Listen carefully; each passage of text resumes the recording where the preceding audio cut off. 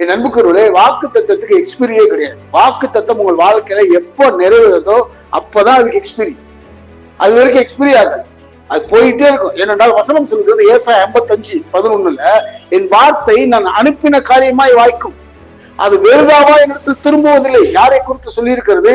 வார்த்தையாகிய கிறிஸ்து, பிதாவாகிய தேவன் கிறிஸ்துவ என்ன நோக்கத்துல இந்த பூமியில அனுப்பினாரோ அந்த நோக்கம் நிறைவேறுகிற வரைக்கும் அது அப்படியே சுத்தி திரிஞ்சாரு.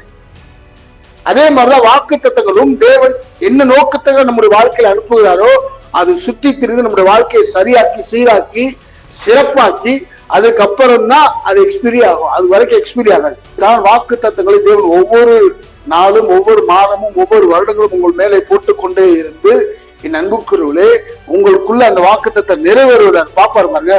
அப்பதான் எக்ஸ்பீரி ஆகி திரும்பும். அது வரைக்கும் எக்ஸ்பீரி ஆகாது. அப்போ வாக்கு தத்தங்களுக்கு நோ எக்ஸ்பீரி. எல்லாம் சொல்லுங்க, நோ எக்ஸ்பீரி.